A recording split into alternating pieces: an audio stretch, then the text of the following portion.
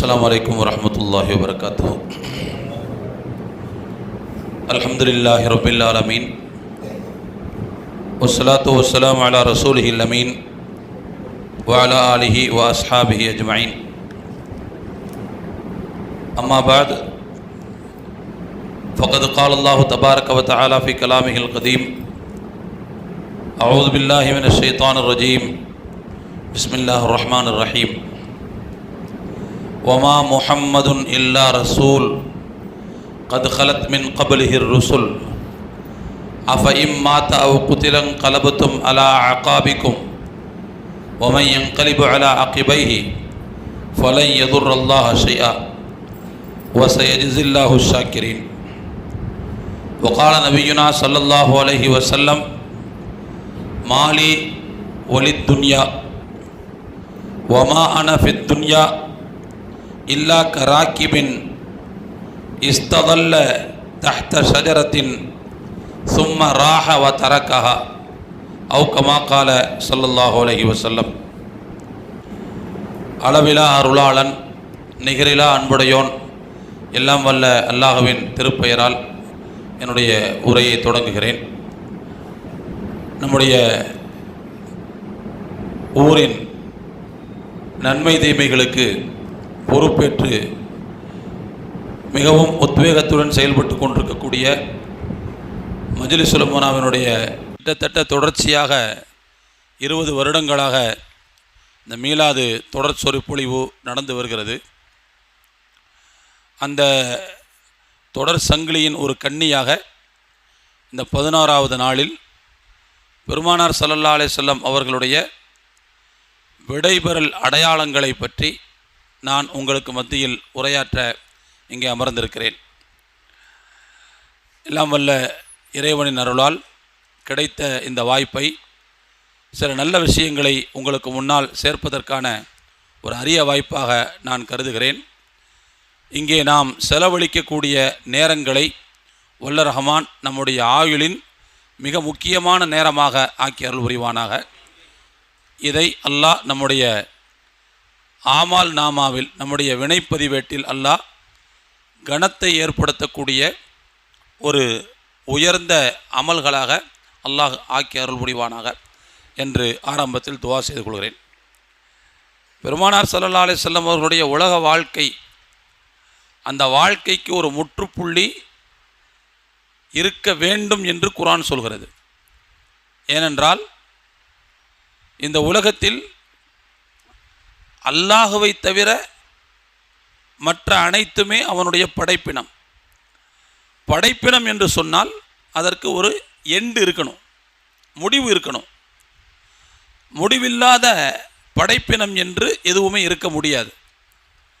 இப்போ அந்த வகையில் பெருமானார் ஸல்லல்லாஹு அலைஹி வஸல்லம் அவர்களும் அந்த படைப்பினம் என்கின்ற அந்த இடத்திற்கு வருகிற காரணத்தினால் அவர்களுடைய வாழ்க்கைக்கும் ஒரு முற்றுப்புள்ளி இருக்க வேண்டும் என்று குர்ஆன் பல இடத்தில் பேசுகிறது. இப்படி சொல்கிறதுனால நபி ஸல்லல்லாஹு அலைஹி வஸல்லம் அவருடைய மரியாதையை நாம் குறைத்ததாக எடுத்துக்கொள்ளக்கூடாது. அவர்களுடைய அந்தஸ்தை நாம் கீழறக்கியதாக நினைத்து கொள்ளக்கூடாது. பெருமானார் ஸல்லல்லாஹு அலைஹி வஸல்லம் அவர்கள் மிகப்பெரிய ஒரு முக்கியமான உண்மை என்னவென்றால், உலகத்தில் நாம் முஸ்லிம் என்பதை பறைசாற்றக்கூடிய கலிமா இருக்குது பாருங்க. அந்த கலிமாவில் 2 பகுதி இருக்குது. ஒரு பகுதி ஏக இறைவனை ஏற்றுக்கொள்வது, இன்னொரு பகுதி என்னன்னு சொன்னால் நபி ஸல்லல்லாஹு அலைஹி வஸல்லம் அவர்கள் மனிதர் என்று ஏற்றுக்கொள்வது. இந்த 2ம் சேர்ந்த அந்த கலிமா. லா இலாஹ இல்லல்லாஹ் என்று சொன்னால் அல்லாஹ்வை தவிர வேறு எந்த இறைவனும் இல்லை, ஓரிரை கொள்கை. அந்த ஓரிரை கொள்கையை தாரக மந்திரமாக ஏற்றுக்கொள்கின்ற அந்த அம்சம் கலிமாவுடைய முதல் பகுதி. கலிமாவுடைய இறுதி பகுதி என்னன்னு சொன்னால், அந்த இறைவனுடைய இடத்திற்கு நான் முஹம்மது ஸல்லல்லாஹு அலைஹி வஸல்லம் அவர்களை கொண்டு சென்று விட மாட்டேன். அவர்கள் மனித புனிதர் தான், சய்யிது உல்தி ஆதம் தான், ஆதமுடைய மக்களின் தலை சிறந்த மனிதர் தான். ஆனால் அவர்களை நான் இறை அம்சம் உள்ளவராக கொண்டு சென்று விட மாட்டேன்.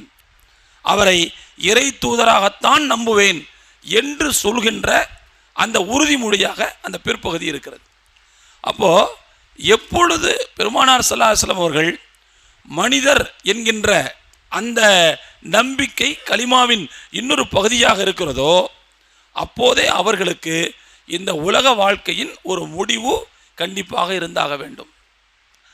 பெருமானார் ஸல்லல்லாஹு அலைஹி வஸல்லம் அவர்கள் மீது நமக்கு இருக்கக்கூடிய அன்பு, அந்த நேசத்தினுடைய வெளிப்பாடு, அவர்கள் நிரந்தரமாக இங்கே வாழ்வதற்கு தகுதியானவர்கள் என்று சொன்னாலும் இறைவனுடைய ஏற்பாடு என்று ஒன்று இருக்கிறது. அந்த இறைவனுடைய ஏற்பாடு என்பது அவர்களுடைய வாழ்க்கைக்கு ஒரு முற்றுப்புள்ளி வைப்பதாகத்தான் அமைந்திருந்தது. ஒரு கவிஞர் சொன்னார், லவ் கானத்தி துன்யா ததூமுலி அஹதின், இந்த உலகம் யாராவது ஒருவருக்கு நிரந்தரமாக இருக்க வேண்டும் என்று சொன்னால், யாராவது ஒருத்தருக்கு இந்த உலகம் நிரந்தரமாக இருக்கணும் அப்படின்னு சொன்னால், லகானத் ததூமுலி ஹைரி முஹம்மதின், இந்த உலகத்திலேயே மிகச் சிறந்தவரான முஹம்மது ஸல்லல்லாஹு அலைஹி வஸல்லம் அவர்களுக்கு அது நிரந்தரமாக இருந்திருக்கும். ஆனால் அவர்களுக்கே அது நிரந்தரம் அல்ல, எனவே யாருக்கும் நிரந்தரம் கிடையாது என்று ஒரு கவிஞர் சொன்னார். அப்போ அந்த வகையில் பெருமானார் ஸல்லல்லாஹு அலைஹி வஸல்லம் அவர்களுடைய வாழ்க்கைக்கு ஒரு முற்றுப்புள்ளி இருக்கிறது என்பதை குர்ஆன் பல இடங்களில் பேசுகிறது. நான் ஆரம்பத்திலே ஓதி காட்டிய திருவசனம் உங்களுக்கு தெரியும். ஒமா முஹம்மதுன் இல்லா ரசூல், முஹம்மது ஸல்லல்லாஹு அலைஹி வஸல்லம் அவர்கள் அல்லாஹ்வின் தூதர் தவிர வேறு யாரும் கிடையாது. இந்த ஆயத்து எப்போ இறங்குச்சு அப்படின்னா, உஹுது போர் நடந்து கொண்டிருக்கும் போது இறங்கிய வசனம். போர் நடந்துக்கிட்டு இருக்கும்போது இறங்குச்சு. போர் நடக்கும்போது ஏன் இறங்கணும் அப்படின்னா, அந்த போரில் பெருமானார் ஸல்லல்லாஹு அலைஹி வஸல்லம் அவர்கள் கொல்லப்பட்டு விட்டார்கள் என்கின்ற ஒரு வதந்தியை ஒரு இணை வைப்பாளன் கிளப்பி விட்டான்.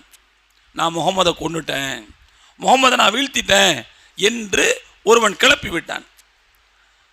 நல்லா யோசிச்சு பாருங்க, யாரை சுற்றி ஒரு போர் நடந்து கொண்டிருக்கிறதோ அவர் இறந்து போய்விட்டால் அந்த போருடைய வழித்தடமே மாறி போய்விடும், அந்த அந்த நிறமே மாறி போயிடும். அப்போ அதனால பெருமானார் ஸல்லல்லாஹு அலைஹி வஸல்லம் அவர்கள் இறந்து போகவில்லை என்ற கருத்தை சொல்ல வேண்டும். அப்படியே அவங்க இறந்தா என்ன, அதுக்காக நீங்க போரை நடுவுலையே விட்டுட்டு ஓடி போயிருவீங்களா என்று எச்சரிக்கக்கூடிய வசனமாக அல்லாஹ் இந்த ஆயத்தை இறக்கிறான். ஒமா முஹம்மதுன் இல்லா ரசூல், முஹம்மது ஸல்லல்லாஹு அலைஹி வஸல்லம் அவர்கள் இறை தூதர் தவிர வேறு யாரும் கிடையாது. கது ஹலத் மின் கப்லிஹிர் ருசுல், அவருக்கு முன்னால் ஏகப்பட்ட தூதர்கள் வந்துவிட்டு போயிருக்கிறார்கள். அஃபையும் மாத்த அவ் குத்தில இன்கலப்தும் அலா அகாபிக்கும், அவர்கள் இறந்து போய்விட்டாலோ அல்லது கொல்லப்பட்டு விட்டாலோ நீங்கள் உங்களுடைய மார்க்கத்தை விட்டுவிட்டு புறமுதுகு காட்டி ஓடி விடுவீர்களா? அப்படியே எடுத்தங்கோலத்தில் போட்டு போயிடுவீங்களா? அந்த மார்க்கத்தை தொடர்ந்து கொண்டு செலுத்த வேண்டிய பொறுப்பு யாருடையது? உங்களுடையது அல்லவா? ஒரு முஷ்ரிக்கு ரசூலுல்லாவை கொன்றுவிட்டேன் என்று வதந்தி கிளப்பியதனால் நீங்கள் ஏன் நிலை தடுமாறுகிறீர்கள்? நீங்கள் ஏன் பதறுகிறீர்கள்? நீங்கள் ஏன் பதற்றம் அடைகிறீர்கள்? நீங்கள் ஏன் உங்களுடைய இடத்தை விட்டு நகருகிறீர்கள்? அவங்க உண்மையிலேயே அவர்களுடைய வழித்தோன்றல்கள் தான் நீங்கள் என்றால், அவர்கள் எதற்காக உயிரை கொடுத்து போராடினார்களோ அதற்காக நீங்களும் உயிரை கொடுத்தல்லவா போராட வேண்டும். அப்போ அவங்க கொல்லப்பட்டாங்கிற செய்தியை கேட்டு ஏன் இப்படி நிலை தடுமாறுறீங்க என்று சொல்லக்கூடிய வகையில் அல்லாஹ் இந்த ஆயத்தை இறக்கிறான்.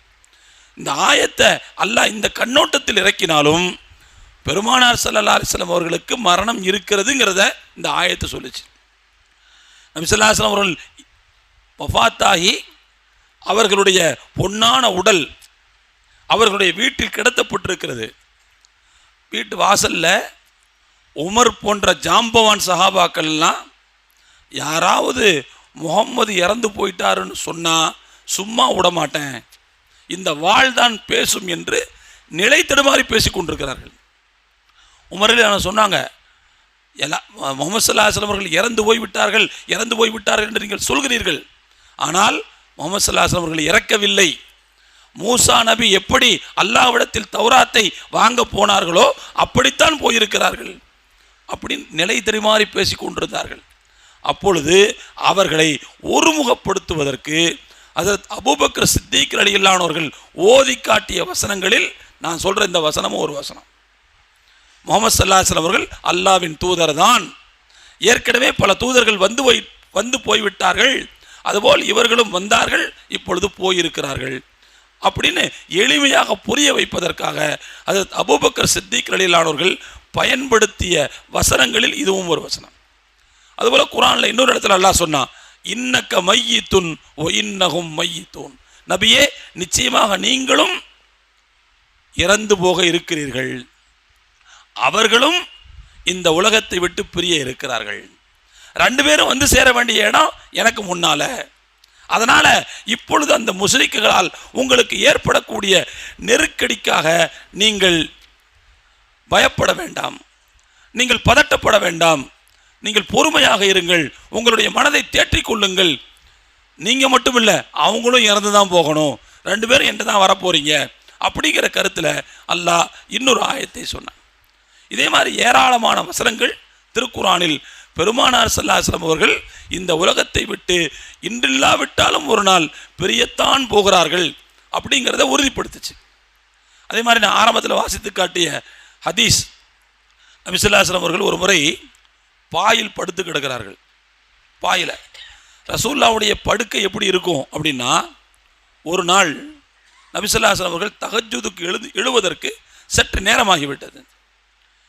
மனைவியை கூப்பிட்டு கேட்டாங்க, நான் இன்னைக்கு தஹஜ்ஜுதுக்கு எழுறதுக்கு நேரம் ஆயிருச்சே, படுக்கையில் என்ன மாற்றம் பண்ணீங்க அப்படின்னு கேட்டாங்க. படுக்கையில் என்ன மாற்றம் பண்ணீங்க? இப்போ அந்த அம்மா சொன்னாங்களாம், இல்லை இல்லை, எப்போதும் 2ஆம் அடித்து போடுவோம், இன்னைக்கு 4ஆம் அடித்து போட்டிருக்கேன். 2ஆம் அடித்து போட்டதை 4ஆம் அடித்து போட்டிருக்கேன். நாங்களாம் 2ஆம் அடித்து போடுறது 4ஆம் அடித்து போடுறதுன்னு தெரியுதா?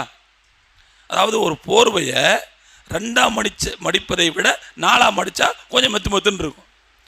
அந்த 4ஆம் அடித்தது தான் இன்றைக்கு என்னுடைய அளவுக்கு அதிகமான தூக்கத்திற்கு காரணமாகிவிட்டது.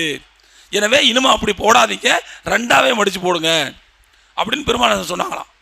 பெரும்பாலும் ரசூலுல்லாஹி ஸல்லல்லாஹு அலைஹி வஸல்லம் அவர்கள் வெற்று பாயில் தான் படுப்பார்கள். அப்படி ஒரு நாள் படுத்திருக்கும் போது அவர்கள் எழுந்து அமர்கிறார்கள். அவர்களுடைய முதுகு பகுதியிலே அந்த பாய் தடம் பதித்திருக்கிறது.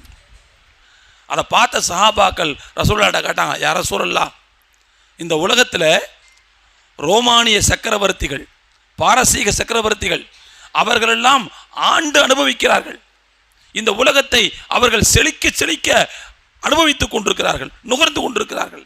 நீங்கள் அல்லாஹ்வின் தூதர், இந்த படுக்கை உங்களுடைய மேனியை காயப்படுத்துகிற, மேனியில் தடத்தை ஏற்படுத்துகிற இந்த படுக்கை, இதை மாற்றினா என்ன, இதை கொஞ்சம் வசதியான படுக்கையில் படுத்தா என்ன என்று கேட்டபோது ரசூலுல்லாஹ் சொன்னாங்களாம், மாலி ஒலி துன்யா, இந்த உலகத்திற்கும் எனக்கும் என்ன நேர்ந்தது? இந்த உலகத்தை போய் அனுபவிக்க சொல்றீங்களே, எனக்கு என்ன? ஒமா அன இல்லா கராக்கிபின் இஸ்தலல்ல தஹ்த ஷஜரத்தின் சும்ம ராஹஃப தரகஹா. எனக்கு என்ன உதாரணம் தெரியுமா? ஒரு மரத்தடி நிழலில் சற்று நேரம் இளைப்பாறி விட்டு அதற்கு பிறகு அந்த மர நிழலை விட்டுவிட்டு புறப்பட்டு போய்விடுவார் அல்லவா ஒரு மனிதர், ஒரு வழிப்போக்கர். அதுதான் என்னுடைய நிலைமை. நான் இந்த உலகத்தில் ஒரு வழிப்போக்கனாகத்தான் வந்திருக்கிறேன். ஒரு மரத்தின் நிழலில் சற்று நேரம் இளைப்பாறி விட்டு போகக்கூடிய ஒரு பயணி, ஒரு வழிப்போக்கர் எப்படியோ அப்படித்தான் நான். அப்படின்னா ரசூலுல்லாஹ் அந்த ஹதீஸுக்குள்ள என்ன சொல்ல வர்றாங்க? இந்த ஹதீஸுக்குள்ள ரசூலுல்லாஹ் என்ன சொல்ல வர்றாங்க? நானும் ஒரு நாள் இந்த உலகத்தை விட்டு போகத்தான் இருக்கிறேன். அப்போ இப்படி பல இடங்களில் ரசூலுல்லாஹ் தங்களுடைய மௌத்தை பற்றி பல இடங்களில் பேசியிருக்கிறார்கள். அதுபோல குர்ஆனில் இன்னொரு இடத்துல அல்லாஹ் சொல்லுவான், உங்களுக்கெல்லாம் தெரியும், பெருமானார் ஸல்லல்லாஹு அலைஹி வஸல்லம் அவர்களுடைய மனைவியரை பொறுத்தவரை அவர்கள் இந்த சமூகத்தினுடைய தாய்மார்கள். பொதுவாக ஒருவர் இறந்து விட்டால் அவருடைய மனைவியை இத்தா காலத்திற்கு பிறகு மற்றவர்கள் மணந்து கொள்ளலாம், மறுமணம் செஞ்சுக்கலாம், அதுக்கு அனுமதி இருக்குது. ஆனால் இந்த விஷயத்தில் ரசூலுல்லாஹ்வுடைய மனைவியருக்கு மட்டும் விதிவிலக்கு. ஏன்னா ரசூலுல்லாஹ்வுடைய வஃபாத்துக்கு பிறகு அவர்களை வேறு யாரும் மணம் முடிக்க முடியாது. ஏன் அப்படின்னா அவங்க இந்த சமூகத்தின் தாய்மார்கள். அந்நபியு அவுலா பில் முஃமினீன மின் அன்ஃபுஸிஹிம். நபி மூமின்களுக்கு எப்படிப்பட்டவர் என்றால் அவர்களுடைய உயிரை விட நெருக்கமானவர்கள்.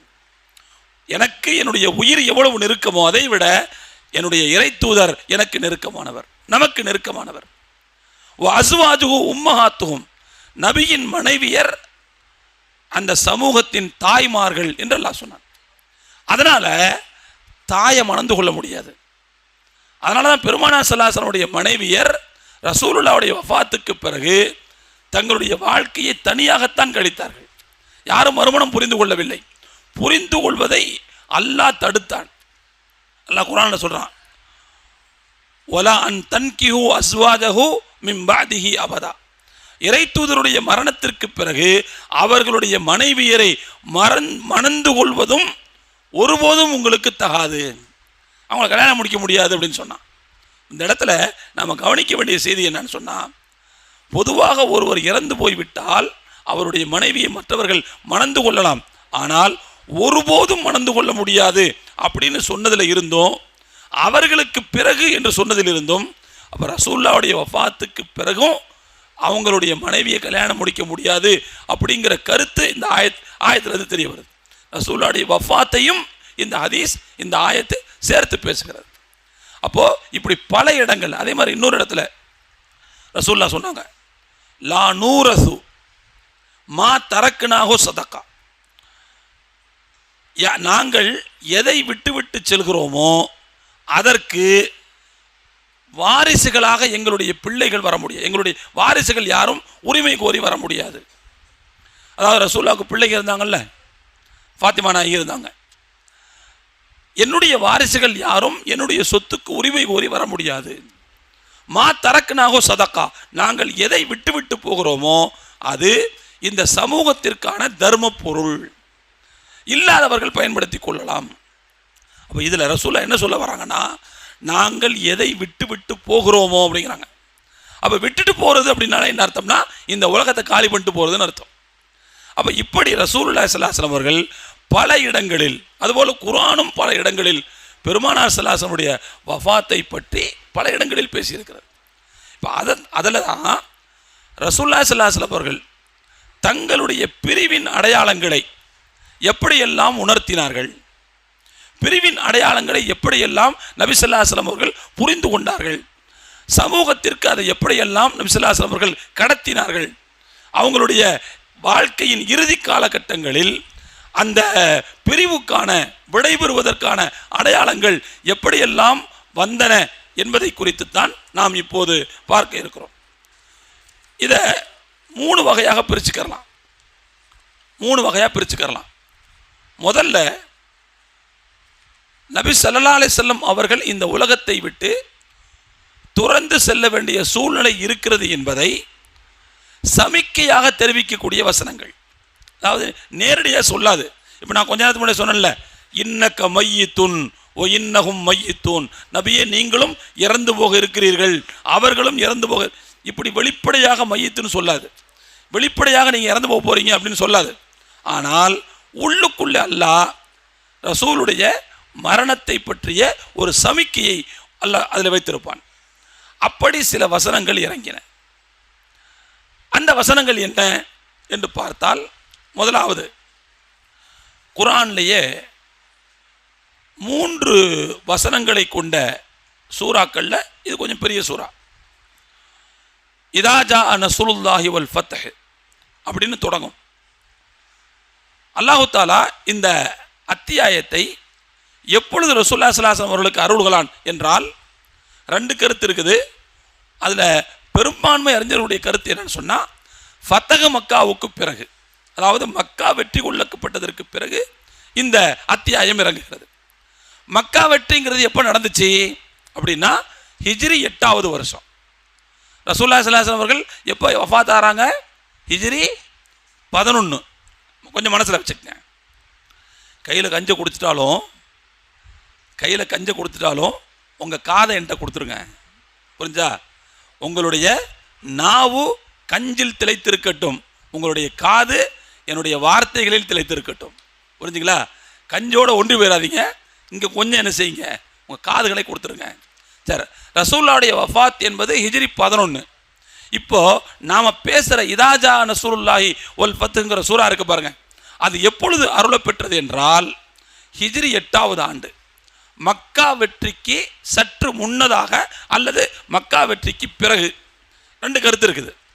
சரி, மக்கா வெற்றி நேரத்தில் இறங்குச்சுன்னு வச்சுக்குவோம்.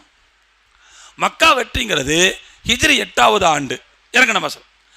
இந்த சூரா என்ன சொல்லுது அப்படின்னா, இதா ஜா நஸ்ருல்லாஹி வல் ஃபத்ஹ், அல்லாஹ்வின் உதவியும் வெற்றியும் நபியே உங்களுக்கு வருகிற போது, வரஐத்தன்னாஸ யதுகுலூன ஃபீ தீனில்லாஹி அஃப்வாஜா, மக்கள் எல்லாம் கூட்டம் கூட்டமாக அல்லாஹ்வின் மார்க்கத்தில் பிரவேசிப்பதை நீங்கள் கண்ணார காணும் போது, அப்பொழுது நீங்கள் என்ன செய்ய வேண்டும்?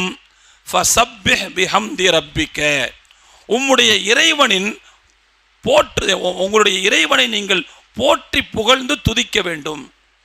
ஃபஸப்பிஹ் பிஹம்தி ரப்பிக, உம்முடைய இறைவனை நீங்கள் போற்றி புகழ்ந்து துதிக்க வேண்டும். வஸ்தக்ஃபிர்ஹு, அவனிடத்தில் நீங்கள் பாவ மன்னிப்பும் கோர வேண்டும். இன்னஹு கான தவ்வாபா, நிச்சயமாக அல்லாஹ் பாவ மீட்சியை ஏற்பவனாக இருக்கின்றான் அப்படின்னு இந்த சூரா சொல்லுது. இந்த சூரா சொல்லக்கூடிய வெளிப்படையான கருத்து என்ன அப்படின்னா, ஒரு கட்டத்தில் அல்லாஹ்வுடைய உதவியும் வெற்றியும் வரும். நீங்கள் அதுக்கு முன்னாடி இஸ்லாத்துக்குள்ள மக்களை கொண்டு வரதுக்கு படாத பாடுபடுவீங்க, அடிபடுவீங்க, சித்திரவதைப்படுவீங்க, நிறைய இழப்புகளை சந்திப்பீர்கள், பொருளாதார இழப்பு, உயிரிழப்பு எல்லாத்தையும் சந்திப்பீங்க. ஆனால் இது எதையுமே சந்திக்காம மக்கள் கூட்டம் கூட்டமாக அவர்களாகவே வருவார்கள், தாமாகவே வருவார்கள். அப்படி ஒரு சூழல் வரும். அதுதான் அல்லாஹ்வின் உதவி, அதுதான் இறைவன் புறத்திலிருந்து இந்த மார்க்கத்திற்கு கிடைக்கக்கூடிய வெற்றி. அப்படியான ஒரு சந்தர்ப்பம் வரும்போது நபியே நீங்கள் என்ன செய்யணும்னு சொன்னால், அல்லாஹ்வை போற்றி புகழ்ந்து துதிக்க வேண்டும், அவனிடத்தில் மன்னிப்பு கேட்க வேண்டும் அப்படின்னு இந்த சூரா சொல்லுது. ஆனால் இந்த சூறாவில் நபி ஸல்லல்லாஹு அலைஹி வஸல்லம் அவர்களுடைய இந்த உலக பிரிவின் அடையாளத்தை அல்லாஹ் ஏற்படுத்தினான். ஆனால் வெளியில் பார்க்கும்போது தெரியாது, வெளியில் பார்க்கும்போது தெரியாது. ஒரு முறை உமர் ரலியல்லாஹு அன்ஹு அவர்கள் சஹாபாக்கள்கிட்ட இந்த சூறாவை சொல்லிட்டு, இந்த சூறா என்ன சொல்லுதுன்னு கேட்டாங்க. இப்போ நான் சொன்னேன்ல, இதைத்தான் அந்த சஹாபாக்கள் விளக்கமாக சொன்னாங்க. என்ன? அல்லாஹ்வுடைய வெற்றியும் உதவியும் வரும்போது மக்கள் கூட்டம் கூட்டமாக தானாக தன்னெழுச்சியாக மார்க்கத்துக்குள்ளே வரும்போது அல்லாஹ்வை புகழ்ந்து போற்றி துதிக்கணும் அப்படின்னு அல்லாஹ் சொல்கிறான் அப்படின்னு சஹாபாக்கள் நிறைய பேர் விளக்கம் சொன்னாங்க.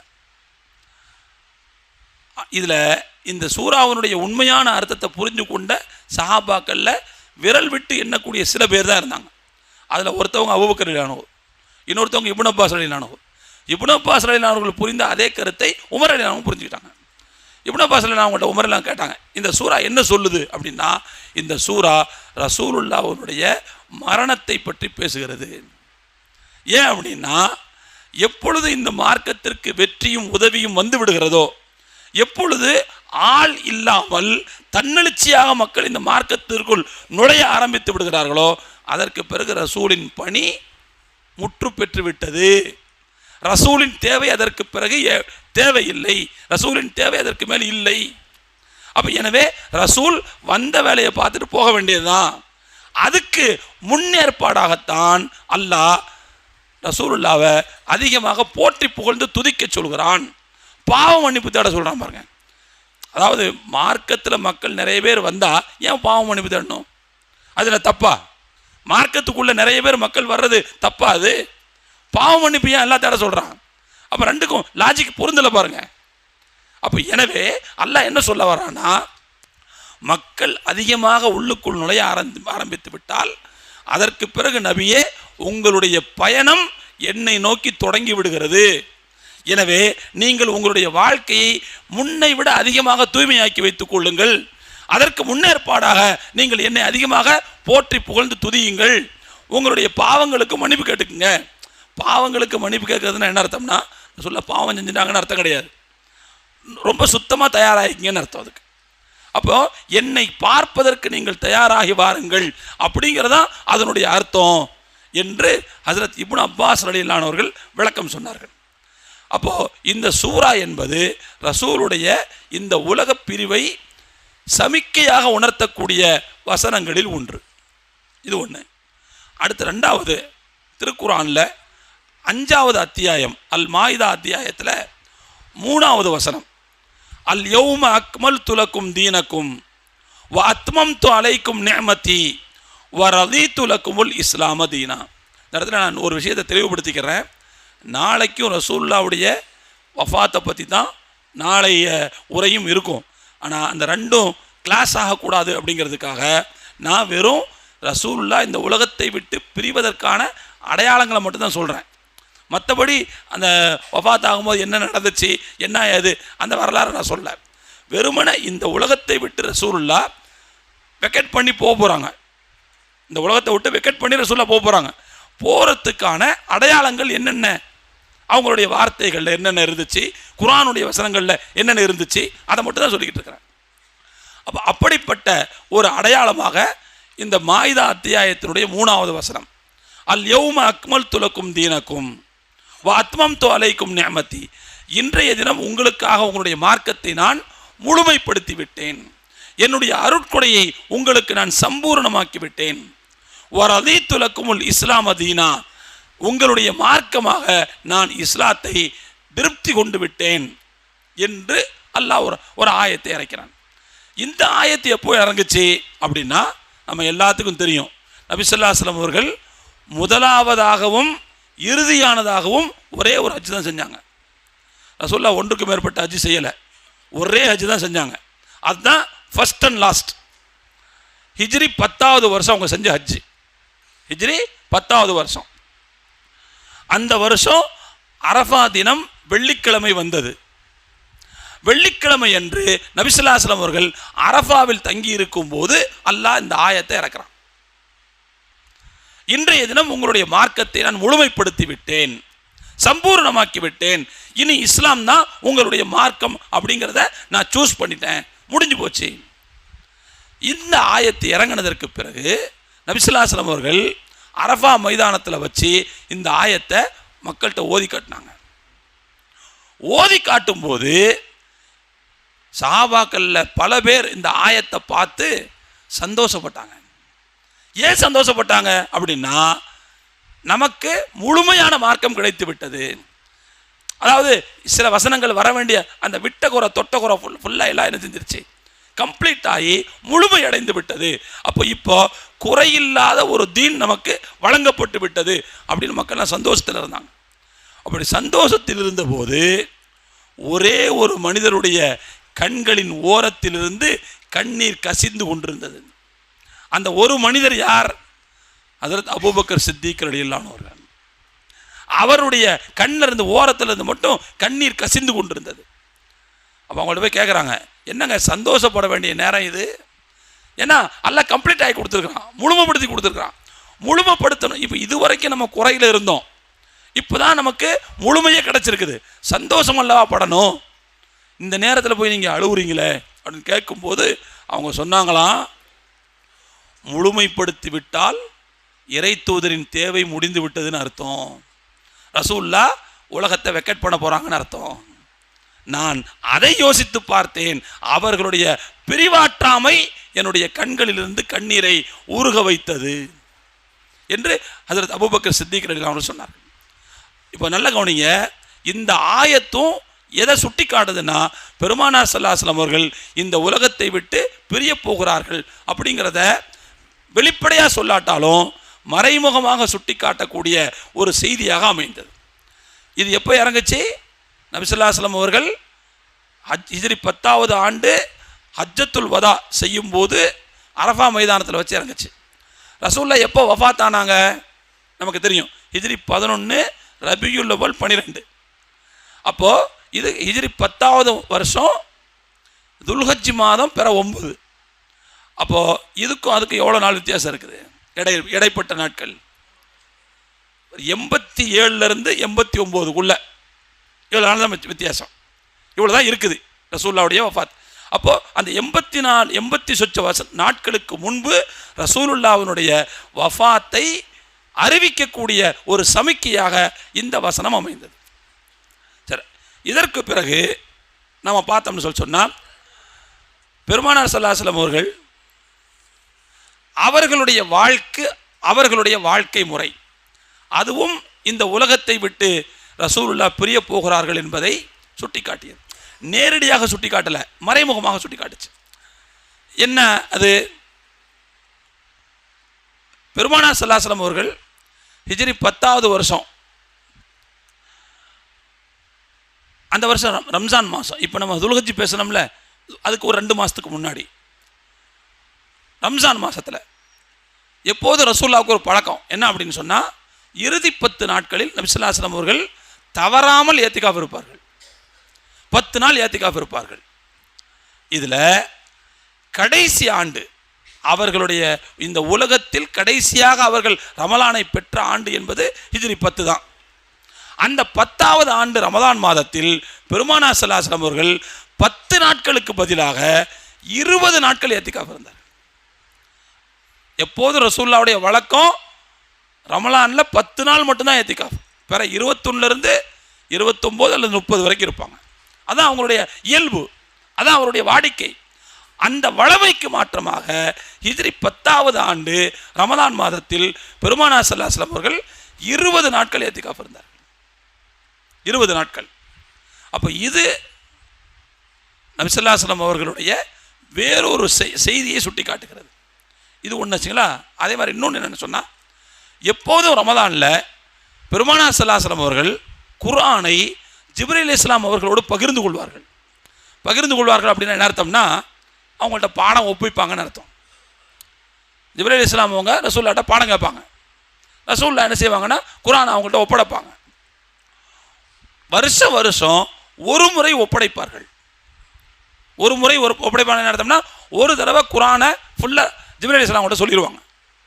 ஆனால் ஹிஜ்ரி 10வது ஆண்டு, எந்த 10வது ஆண்டு 20 நாட்கள் ஏத்திகாஃப் இருந்தாங்கன்னு சொன்னமோ, அதே 10வது ஆண்டில் ஹஜ்ரத் பெருமானார் ஸல்லல்லாஹு அலைஹி வஸல்லம் அவர்கள் ஜிப்ரீல் அலைஹிஸ்ஸலாம் அவங்கள்ட்ட 2 முறை குர்ஆனை என்ன செஞ்சாங்க, ஒப்படைத்தார்கள். அப்போ இது வளமையாக அவர்கள் செய்து வந்த காரியத்திற்கு மாற்றமாக நடந்தது. அப்போ இந்த வித்தியாசம், இந்த வேறுபாடு எதை சுட்டி காட்டுதுன்னு சொன்னால், அவங்க வேற ஏதோ ஒரு வேலைக்கு போக போகிறாங்க, அதனால் வந்த வேலையை எந்த பிசுறும் இல்லாமல் முடிக்கணுங்கிறதுக்காக கூடுதல் அவகாசம் எடுத்துக்கிட்டாங்க. 10 அப்படிங்கிறது 20 நாள் ஆக்கிட்டாங்க. ஒரு தடவைங்கிறத 2 தடவையாக ஆக்கி பிசுறு இல்லாமல் அந்த குர்ஆனை முழுமைப்படுத்தினார்கள்.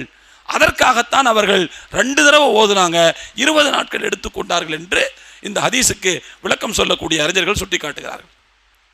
இதுவும் மறைமுகமாக பெருமானார் ஸல்லல்லாஹு அலைஹி வஸல்லம் அவர்களுடைய பணி இந்த உலகத்தில் நிறைவடைகிறது அப்படிங்கிறத சுட்டி காட்டுது. சாதாரணமாக நம்மெல்லாம் ஒரு காரியத்தை முடிக்கும்போது ஏனோதானோன்னு முடிப்போம். ஆரம்பத்தில் ஒழுங்காக செஞ்சுக்கிட்டே வருவோம். கடைசியில் முடிக்கும்போது பார்த்தீங்கன்னு சொன்னால் ஆட்டையை கலைக்கிற மாதிரி என்ன செஞ்சுருவோம், லேசாக செஞ்சுட்டு ஓடிடுவோம். ஆனால் ரசூலுல்லாஹ் என்ன செய்யலைன்னா, முடிக்கும்போது தான் மிகவும் துல்லியமாக முடித்தார்கள். ஏன் அப்படின்னா, அதற்கு பிறகு அதில் எந்த குறையும் வந்துடக்கூடாது. இப்போ ரசூலுல்லாவே ஏனோதானோ தான் முடிச்சுட்டு போனாங்க, அதனால் இதெல்லாம் வசனம் கிடையாது அப்படின்னு சில பேர் சொல்ல கிளம்பிடுவான். கடைசியில் அவங்க ஓதும்போது இந்த ஆயத்தில் அவங்க ஓதலை, அதனால் விட்டுட்டு போயிட்டாங்க, எனவே அது குர்ஆன் இல்லை அப்படின்னு ஒரு கூட்டம் கிளம்பியிருக்கும். அதற்கு வாய்ப்பளிக்காமல் நபி ஸல்லல்லாஹு அலைஹி வஸல்லம் அவர்கள் 1க்கு 2 முறை குர்ஆனை ஓதி காமிச்சிட்டு போனாங்க.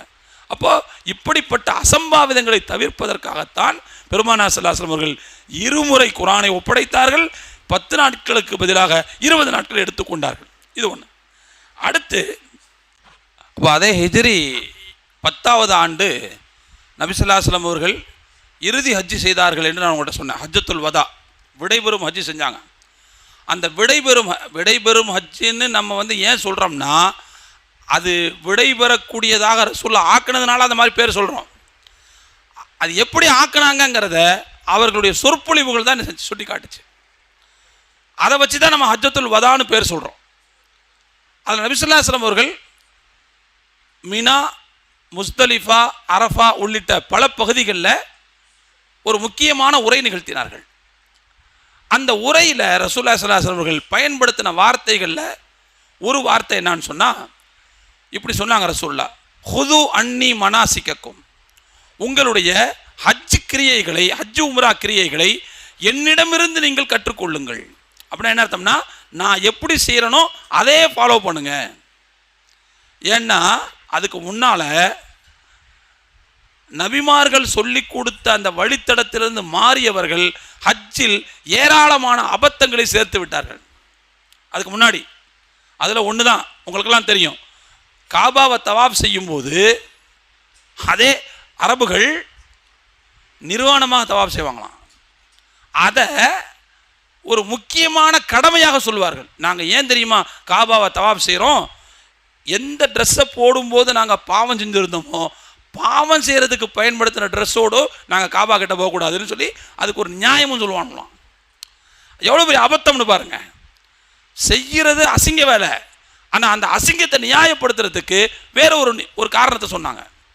இப்போ இப்படி நபிமார்களுடைய வழிமுறையிலிருந்து அவர்கள் வேறுபட்டு ஹஜ்ஜை நிறைவேற்றிய காரணத்தினால்தான் அப்படி ஒரு அபத்தம் இந்த உம்மத்தை முஹம்மதியாவில் நடந்துடக்கூடாதுங்கிறதுக்காக ரசூலுல்லாஹ் சொன்னாங்க, ஹுது அன்னி மனாசிக்கக்கும், என்னிடமிருந்து நீங்கள் எப்படி பார்க்கிறீர்களோ அப்படி நீங்கள் ஹஜ்ஜின் கிரியைகளை செயல்படுத்துங்கள் அப்படி சொல்லிட்டு ரசூலுல்லாஹ் சொன்னாங்க, ஃபல அல்லி லா அல்காக்கும் பாத ஆமி ஹாதா, இந்த ஆண்டுக்கு பிறகு உங்களை நான் சந்திக்க முடியாத சூழல் ஏற்படலாம் ரசூலுல்லாஹ் சொன்னாங்க. இந்த ஆண்டுக்கு பிறகு உங்களை நான் சந்திக்க முடியாத சூழல் ஏற்படலாம். அதனால இப்பவே நீங்க கரெக்டா பார்த்துக்கங்க, நான் என்ன செய்யணுங்கிறத பார்த்துக்கங்க. அப்போ இந்த வார்த்தை எதை சுட்டி காட்டுது? அடுத்த வருஷம் நான் உயிரோடு இருக்க மாட்டேன்னு தானே அர்த்தம். அதுக்கு உங்களை நான் சந்திக்க முடியாத சூழல் ஏற்படலாம் அப்படிங்கிறத தானே காட்டுது. அப்போ இந்த உம்மத்தினுடைய ஒரு பெரும் கூட்டம், லட்சக்கணக்கான மக்கள் திரள் உள்ள ஒரு இடத்தில் ரசூலுல்லாஹ் இந்த உலகத்தை விட்டு நான் பிரிய போகிறேன் அப்படிங்கிறத வெட்டம் வெளிச்சம் போட்டு காட்டின ஒரு வார்த்தையாகத்தான் இந்த வார்த்தையை நம்மளால் பார்க்க முடியுது.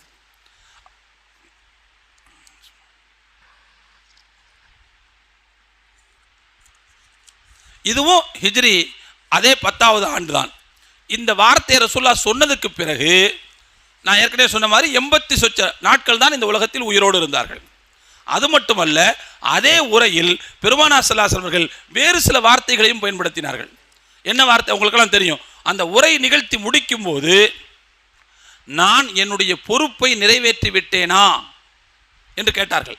அலா ஹல் பல்லகுத்து, நான் இந்த உலகத்தில் உங்களுக்கு எதை சொல்ல வந்தேனோ அதை உங்களிடத்தில் சேர்த்து விட்டேனான்னு கேட்டாங்க. இப்போ சேர்த்துட்டான்னா என்ன அர்த்தம்? என்னுடைய வேலை ஃபுல்ஃபில் ஆயிடுச்சான்னு தான் அர்த்தம் அதுக்கு. அப்போ உடனே மக்கள்லாம் என்ன சொன்னாங்க? ஆமாம், நீங்கள் கொண்டு வந்ததை சேர்த்துட்டீங்க அப்படின்னாங்க. அப்பொழுது பெருமானார் ஸல்லல்லாஹு அலைஹி வஸல்லம் அவர்கள் தங்களுடைய ஆட்காட்டி விரலை, தங்களுடைய சுட்டு விரலை வானத்தை நோக்கி உயர்த்தி அல்லாஹும்ம ஃபஷ்ஹத், இறைவா இதற்கு நீயே சாட்சின்னு சொன்னாங்க. அதாவது நான் என் வேலையை ஃபுல்ஃபில் பண்ணிட்டேனான்னு கேட்டேன். இந்த மக்கள்லாம் சேர்ந்து சொன்னாங்க, ஆமாம் நீங்கள் ஃபுல்ஃபில் பண்ணிட்டீங்கன்னு சொன்னாங்க, இதற்கு இறைவா நீயே சாட்சி அப்படின்னாங்க. அதாவது கிட்டத்தட்ட எப்படி இருக்குதுன்னு அந்த வார்த்தை, நான் என் வேலை முடிஞ்சு நான் கணக்கு கொடுத்துட்டேன், இனிமேல் என் வேலை ஒன்று நோக்கி வர்றது தான் அப்படின்னு சொல்கிற மாதிரியே இந்த வார்த்தை உணர்த்துது. அப்போது இதுவெல்லாம் பெருமானார் ஸல்லல்லாஹு அலைஹி வஸல்லம் அவர்கள் இந்த உலகத்தை விட்டு பிரிய போகிறோம் என்பதற்கான நேரடி வார்த்தைகளாக நபி ஸல்லல்லாஹு அலைஹி வஸல்லம் அவர்கள் பயன்படுத்திய வார்த்தைகள் என்று நாம் பார்க்கிறோம். இது அல்லாமல் வேறு சில கள செயல்பாடுகள், அதுவும் ரசூலுல்லாஹி ஸல்லல்லாஹு அலைஹி வஸல்லம் அவர்கள் இந்த உலகத்தை விட்டு மெல்ல மெல்ல வெளியேறப் போகிறார்கள் என்பதற்கான அடையாளமாக இருந்தது. அது என்ன கள செயல்பாடுகள் அப்படின்னா, ரசூலுல்லாஹ்வுடைய கடைசி காலகட்டத்தில் அவங்க அதிகமாக உஹது போர் நடந்த இடத்திற்கு போவார்கள். உஹது போர் நடந்த இடத்துல தான் கிட்டத்தட்ட 69 சஹாபாக்கள் அடக்கம் செய்யப்பட்டிருக்கிறார்கள். 70 பேர் அங்கே இறந்தாங்க. அதில் ஒருத்தர் மட்டும் வர்ற வழியில் இறந்தார். உயிர் இருந்துச்சு, குற்றுயிரும் குறையுருமாக இருந்த காரணத்தினால் அவரை மதீனாவுக்கு அழைச்சிட்டு வந்தாங்க. வர்ற வழியில் இறந்து போயிட்டார். அதனால் அவர் இந்த உஹது அந்த சஹாபாக்கள் அடக்கம் செய்யப்பட்டதில் அவர் அடக்கம் செய்யப்படலை. மொத்தம் 69 பேருடைய கபர் அங்கே இருக்குது.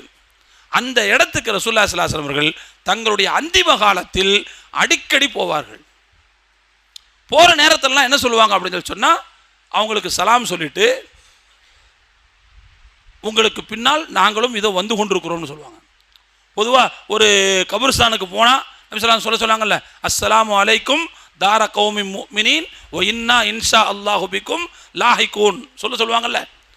இந்த பொது மையவாடையில் அடக்கம் செய்யப்பட்டிருக்கக்கூடிய மையத்துகளே, உங்கள் மீது சலாம் உண்டாகட்டும், நீங்கள் எங்களுக்கு முன்னால் போய்விட்டீர்கள், போய் சேர்ந்து விட்டீர்கள், உங்களுக்கு பின்னால் இதோ நாங்கள் வந்து கொண்டிருக்கிறோம். இந்த வார்த்தையை ரசூலுல்லாஹி ஸல்லல்லாஹு அலைஹி வஸல்லம் அவர்கள் அடிக்கடி சொல்வார்கள். அதை சொல்வதற்கான சந்தர்ப்பமாக அடிக்கடி அவர்கள் அந்த கபர்ஸ்தானுக்கு போவாங்க. அது மட்டுமல்ல, இரவு நேரங்களில் திடீர்னு என்ன செய்வாங்கன்னா, பக்கத்தில் படுத்திருந்த ரசூலுல்லாஹ் காணா போகும். ஆயிஷா நாயகி எழுந்து பார்த்துட்டு இருப்பாங்க. எங்கேயாவது வேறொரு ஒய்ஃப் வீட்டுக்கு போயிட்டாங்களோ அப்படிங்கிற சந்தேகத்தில் என்ன செய்வாங்க, பின்னாலேயே போய் பார்ப்பாங்க. ஆனால் ரசூலுல்லாஹ் என்ன செய்வாங்கன்னா, நேராக பக்கி ஜன்னத்துல் பக்கின்னு சொல்லக்கூடிய பொது மையவாடிக்கு போய் அந்த மக்களை ஜியாரத் செய்துவிட்டு அங்கேயும் இந்த வார்த்தையை சொல்லுவாங்க, அஸ்ஸலாமு அலைக்கும் தார கௌமி முஃமினீன் வ இன்னா இன்ஷா அல்லாஹு பிக்கும் லாஹிகூன் அன்தும் ஃபரத்துன், நீங்கள் எங்களுக்கு முன்னால் போய்விட்டீர்கள், உங்களுக்கு பின்னால் நாங்கள் அதே வழித்தடத்தில் வந்து கொண்டிருக்கிறோம்னு சொல்லுவாங்க. அப்போ இதெல்லாம் எதை சுட்டி காட்டுதுன்னு சொன்னால், நீங்கள் போன அதை இடத்த நோக்கி நாங்களும் வந்துக்கிட்டே இருக்கிறோம், எங்கள் வேலை முடிஞ்சிச்சு, நாங்களும் பெட்டியை கட்ட வேண்டிய சூழ்நிலை வந்துருச்சு அப்படிங்கிறத பெருமானார் ஸல்லல்லாஹு அலைஹி வஸல்லம் அவர்கள் வெளிப்படையாக சொன்ன வார்த்தையாக நாம் பார்க்கிறோம். அப்போ இதற்கு பிறகுதான் பெருமானார் ஸல்லல்லாஹு அலைஹி வஸல்லம் அவர்களுக்கு கிட்டத்தட்ட கடைசி காலகட்டம். திருக்குர்ஆனில் 2வது அத்தியாயம் அநேகமாக 280 சொச்ச வசனம், ஒரு வசனம், வத்தகு யௌமன் துர்ஜஊன ஃபீஹி இலல்லாஹ், நீங்கள் அல்லாஹ்விடம் திரும்ப கொண்டு செல்லப்படக்கூடிய ஒரு நாளை பயந்து கொள்ளுங்கள் என்று ஒரு ஆயத்து. அந்த ஆயத்து தான் கடைசியாக குர்ஆனில் இறங்கிய வசனம்.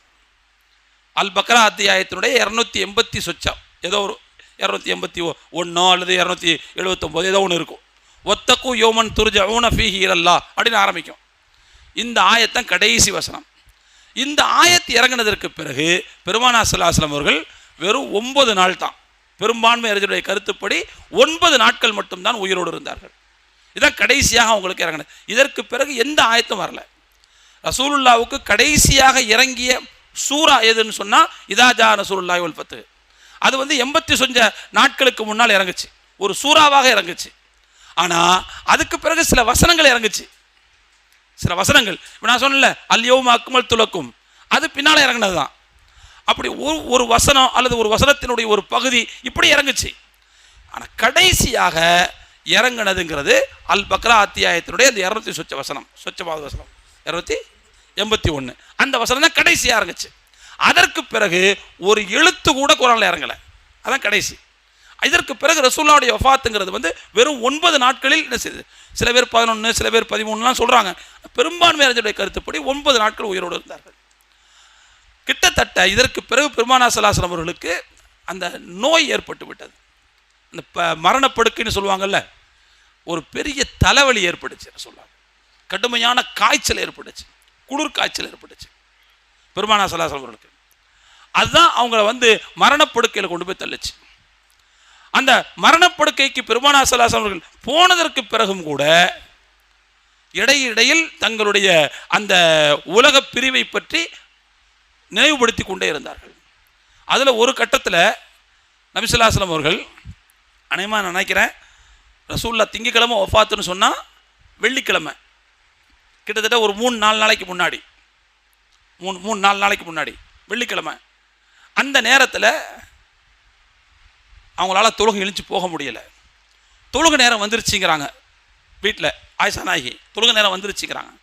அப்படின்னா ஒரு பாத்திரத்தில் தண்ணி எடுத்து வைங்க, நான் குளிச்சுட்டு ரெஃப்ரெஷ் ஆகிட்டு போகிறேன். எழுச்சி குளிக்கிறாங்க. குளித்தாலும் மறுபடியும் ரசூலுல்லாஹ்வுக்கு மயக்கம் வந்துருச்சு. அவங்களால ஒரு நிலையில் இருக்க முடியலை. அப்போ உடனே சொன்னாங்க, முரு அபா பக்கர ஃபல் யுசல்லி பின் நாஸ், அபூபக்கர்ட்ட சொல்லி அவரை தொழ வைக்க சொல்லுங்க, என்னால் வர முடியலைன்னு சொல்லிடுறாங்க. இதை சொன்ன உடனே பக்கத்தில் ஆயிஷா அம்மா நின்றுக்கிட்டு, அபூபக்கரா எங்கத்தாவா வேணாமே அப்படிங்கிறாங்க, வேணாமேங்கிறாங்க. ரசூலுல்லாஹ் சொல்லுவாங்க, இல்லை அவரை போய் இப்போ தொழுகை சொல்லுங்க, அவரை போய் வேணாமே அப்படிங்கிறாங்க. ஆயிஷா நாயகி கூட ஹப்ஸா ரலியல்லாஹு அன்ஹா உங்களையும் சேர்த்துக்கிட்டாங்க. வேணாம், அந்த அம்மாவை சேர்ந்து காரணம் வேற சொல்லுது. அபூபக்கர் வந்து ரொம்ப இளகிய மனம் படைத்தவர், நெகிழ்வுத்தன்மை உடையவர். நீங்கள் தொலை வைக்கலன்னு தெரிஞ்சாலே உடனே அவர் கண்ணிலேருந்து பொலபொலன்னு கண்ணீர் வந்துடும். அப்போ அதனால் அவர் ஓதுறது பின்னால் உள்ளவங்களுக்கு கேட்காது. கொஞ்சம் திடகாத்திரமான ஆளாக பார்த்து என்ன செய்யுங்க, தொலை வைக்க சொல்லுங்கிற மாதிரி அவங்களும் சேர்ந்து சொல்கிறாங்க. ரசூலுல்லாஹி ஸல்லல்லாஹு அலைஹி வஸல்லம் விடலை. நான் சொல்கிறேன் அபூபக்கரை தொலை வைக்க சொல்லுங்க அப்படின்னா, அந்த 2 பேரும் விடலை. திரும்ப திரும்ப இல்லை வேற ஆளாக சொல்லுங்க அப்படிங்கிறாங்க.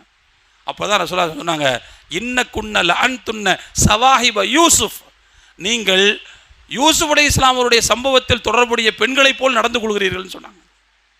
யூசுப் அலைஹிஸ்ஸலாமுடைய பெண்களோட தொடர்புடைய அந்த பெண்கள் என்ன செஞ்சாங்க உங்களுக்கெல்லாம் தெரியும். யூசுப் அலைஹிஸ்ஸலாம் அவங்க வந்து அவங்க மேலே அந்த வீட்டு எஜமானி அம்மாவுக்கு மிகப்பெரிய அஃபெக்ஷன் இருந்துச்சு இல்லையா?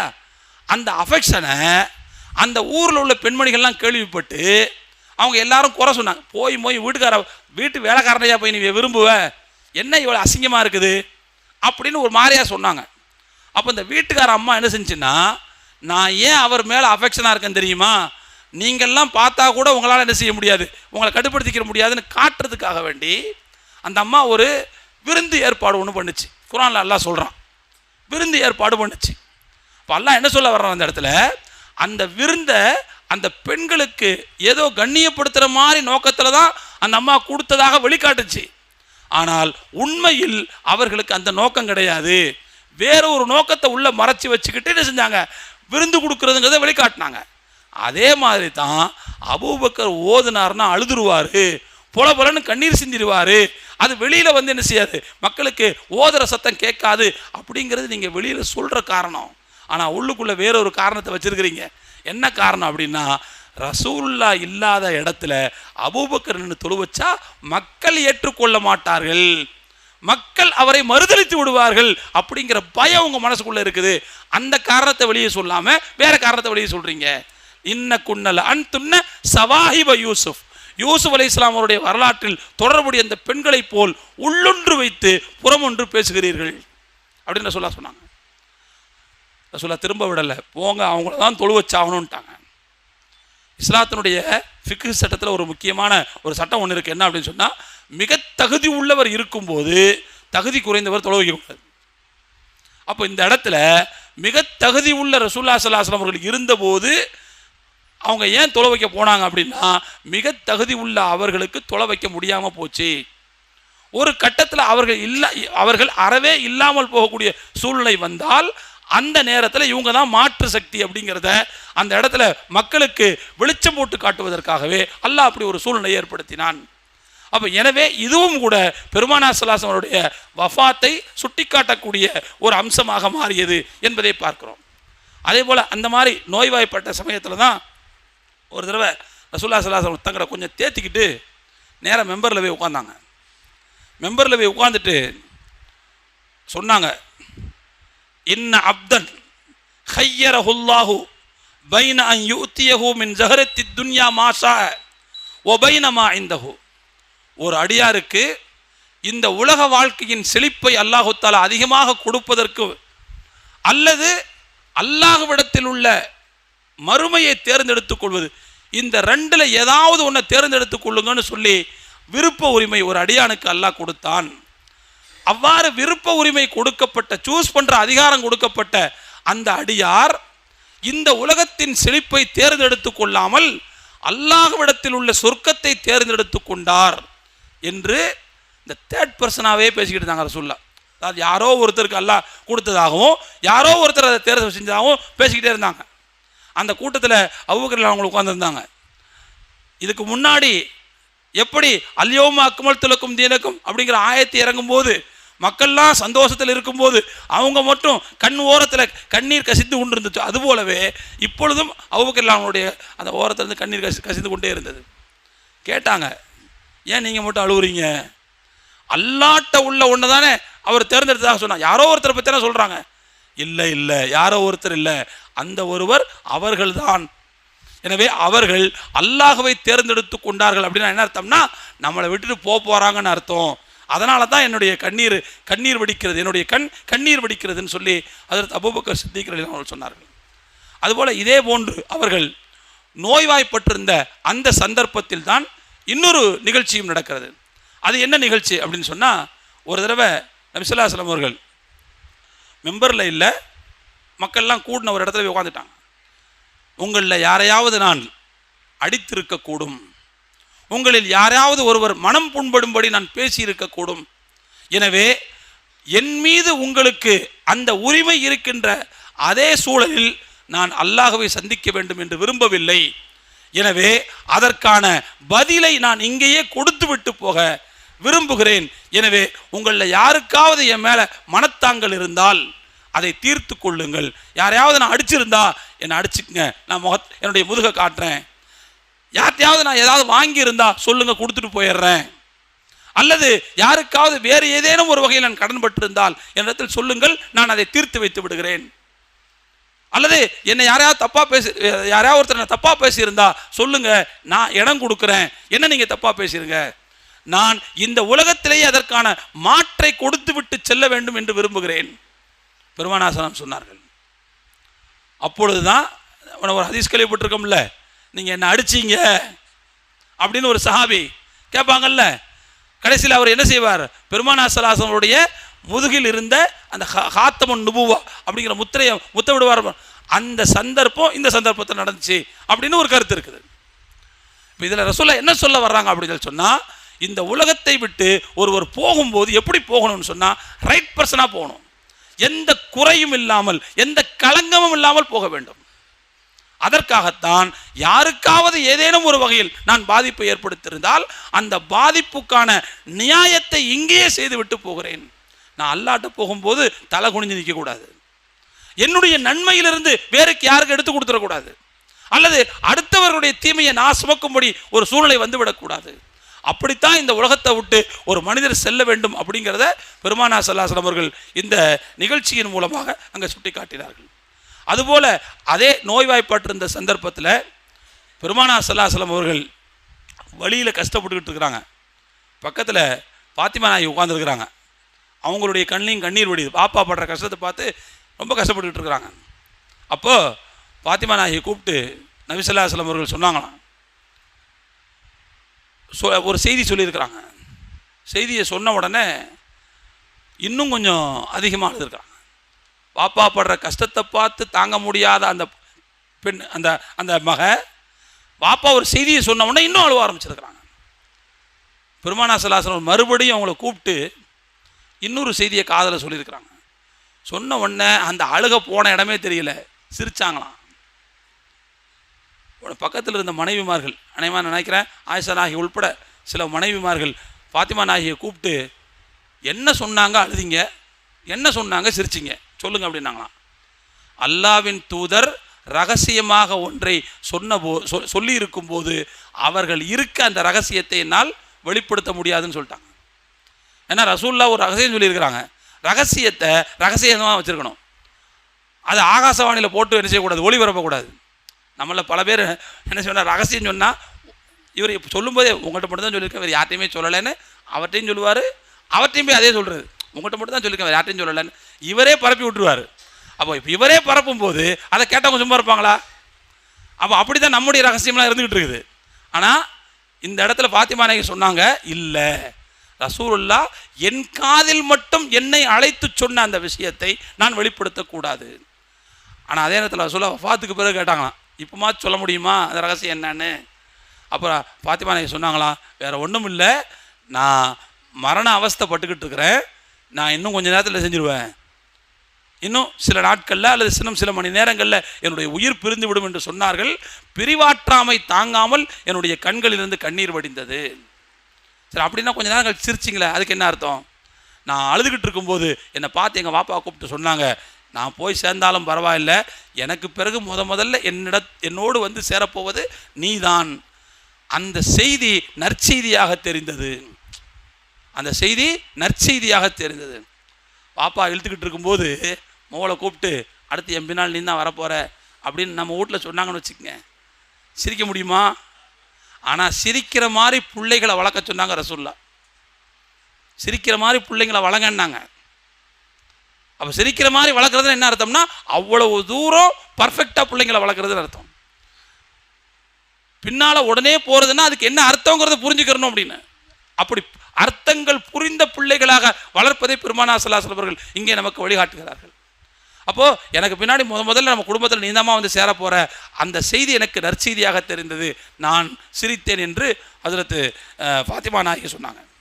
அப்போ ஆக மொத்தத்தில் இப்படி பெருமானார் ஸல்லல்லாஹு அலைஹி வஸல்லம் அவர்கள் தங்களுடைய வாழ்க்கையில் இந்த உலகத்தை விட்டு பிரிய போகின்றோம் அப்படிங்கிற அந்த செய்தியை நேரடி வார்த்தைகள் மூலமாகவோ அல்லது மறைமுகமான வார்த்தைகள் மூலமாக அல்லது செயல்பாடுகளின் மூலமாக பெருமானார் ஸல்லல்லாஹு அலைஹி வஸல்லம் அவர்கள் இந்த உம்மத்திற்கு தெரிவித்து கொண்டே இருந்தார்கள் அப்படிங்கிறது தான் இந்த வரலாறு நமக்கு சுட்டி காட்டுகிறது. இறுதியாக நான் ஒரே ஒரு செய்தியை மட்டும் இங்கே அழுத்தம் திருத்தமாக சுட்டி காட்ட விரும்புகிறேன். பெருமானார் ஸல்லல்லாஹு அலைஹி வஸல்லம் அவருடைய லைஃப் ஹிஸ்ட்ரி, வாழ்க்கை வரலாறு இருக்குது பாருங்கள். அந்த வரலாறு தொடர்ச்சியாக நாம் ஒவ்வொரு ஆண்டும் கேட்டுக்கொண்டே இருக்கிறோம். கேட்பது என்பது அது ஒரு முக்கியமான செயல், அதில் எந்த மாற்று கருத்தும் இல்லை.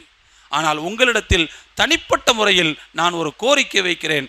பெருமானார் ஸல்லல்லாஹு அலைஹி வஸல்லம் அவருடைய வாழ்க்கை வரலாற்றை முழுமையாக நீங்களே வாசிக்கக்கூடிய ஒரு சூழ்நிலைகளை உங்களுடைய வீடுகளில் ஏற்படுத்துங்கள்.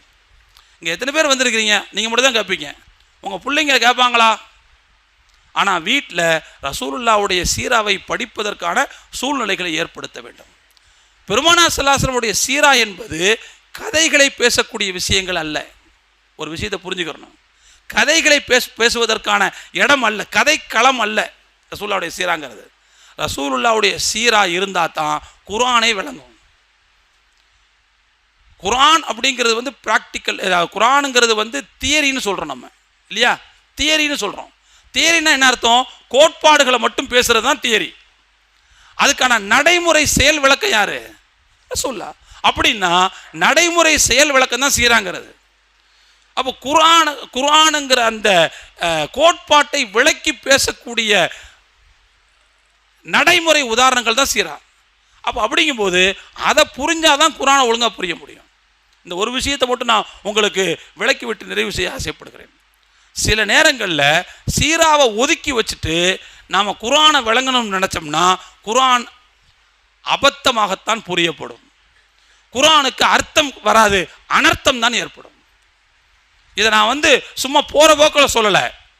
இந்த துறையில் பல ஆண்டு காலம் இயங்கி கொண்டிருப்பவன் என்கின்ற அனுபவத்திலிருந்து சொல்கிறேன்.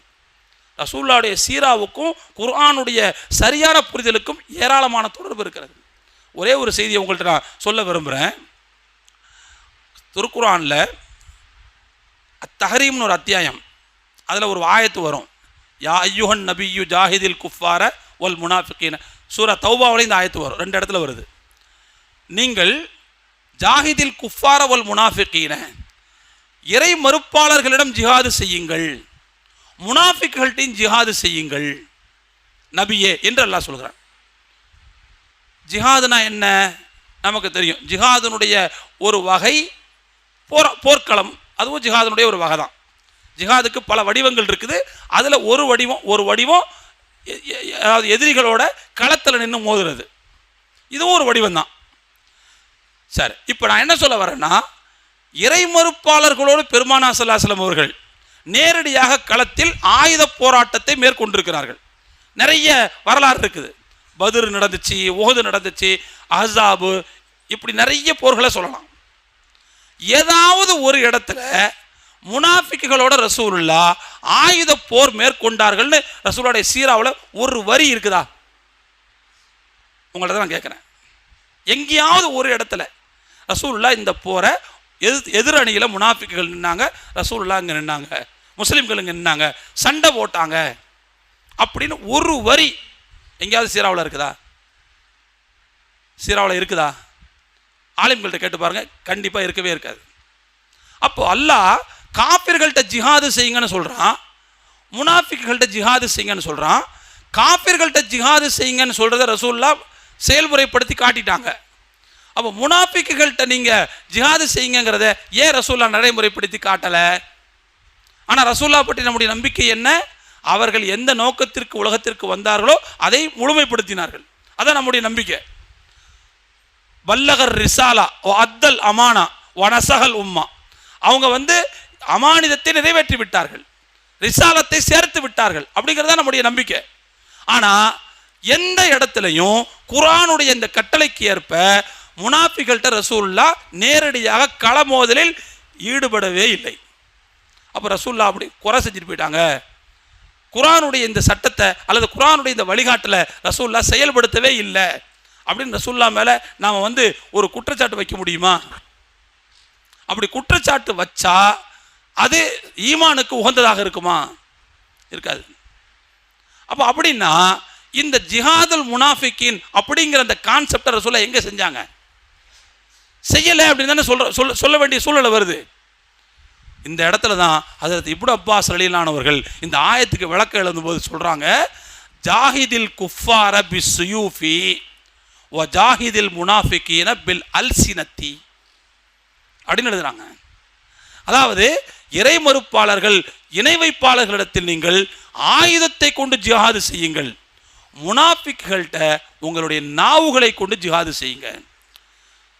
ஜிஹாதில் மிகப்பெரிய ஜிஹாதி எது ரசூலுல்லாஹ் சொல்லியிருக்காங்கல்ல, அஃதலுல் ஜிஹாதி கலிமத்து ஹக்கின் இந்த சுல்தானின் ஜாயிர், அநீதி இழைக்கக்கூடிய அரசனுக்கு முன்னால் சத்தியத்தை ஒருவர் உரத்து முழங்குவது அதுவும் பெரிய ஜிஹாத் என்று சொன்னாங்க. அப்போ எனவே முனாஃபிக்குகள்கிட்ட நீங்கள் உங்களுடைய நாவால் என்ன செய்யுங்கள்? உரையாடுங்கள். உங்களுடைய நாவால் அவர்களை திருத்த முயற்சி செய்யுங்கள், அதுவும் ஒரு ஜிஹாது. அப்போ ரசூலுல்லாஹி ஸல்லல்லாஹு அலைஹி வஸல்லம் அவர்கள் முனாஃபிக்குகள்கிட்ட இத்தகைய ஜிஹாதை மேற்கொண்டதாக வரலாறு சொல்லுது.